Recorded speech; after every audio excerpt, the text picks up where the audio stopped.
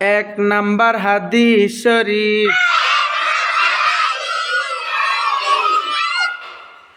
আখলিস দীনাকা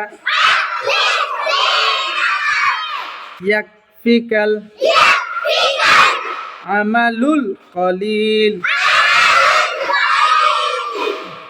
হাদিস শরীফের অর্থ, তোমার ঈমানকে খাঁটি কর,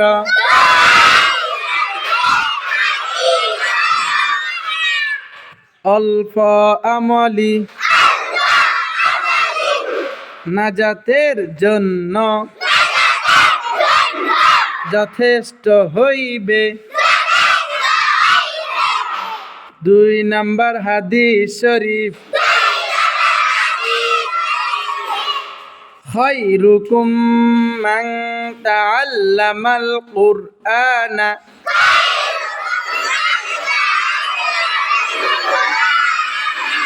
ওয়া আল্লামা। হাদিস শরীফের অর্থ, তোমাদের মধ্যে সর্ব উত্তম ওই ব্যক্তি যে কুরআন মাজিদ শিক্ষা করে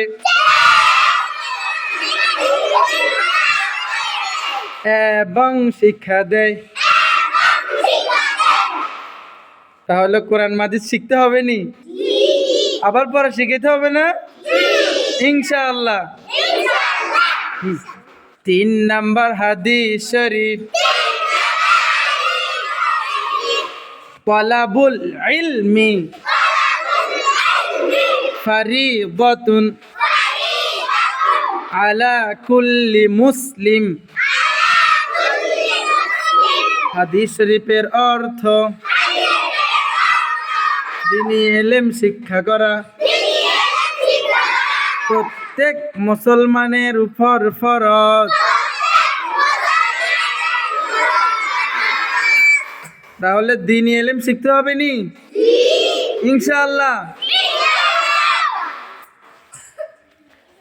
দ্বীনি ইলমের পাশাপাশি দুনিয়াবি শিখবো, আমরা দুনিয়াবি জ্ঞান অর্জন করব।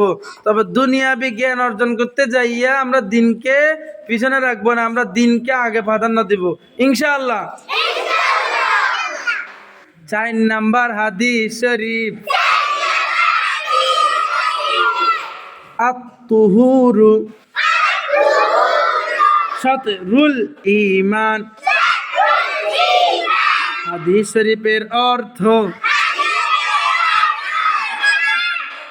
পবিত্রতা ঈমানের অঙ্গ। তাহলে আমরা কি জানতে পারলাম? পবিত্রতা কিসের অঙ্গ? সর্বদা নিজেকে কি রাখতে হবে?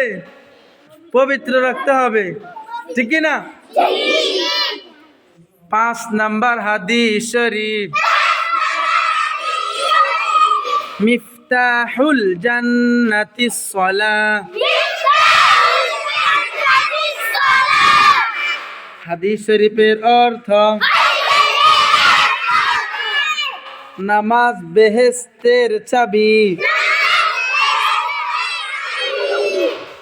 তাহলে নামাজ কিসের চাবি?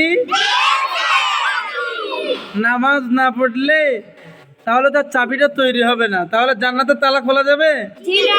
তাহলে যে ব্যক্তি নামাজ পড়বে না সে জান্নাতে যাবে? যাবে না। তাহলে নামাজ হইলো কিসের চাবি? বেহেশতের চাবি। অবশ্যই আমাদের প্রত্যেককে নামাজ কি করতে হবে? পড়তে হবে। নামাজ পড়বো তো ইনশাআল্লাহ।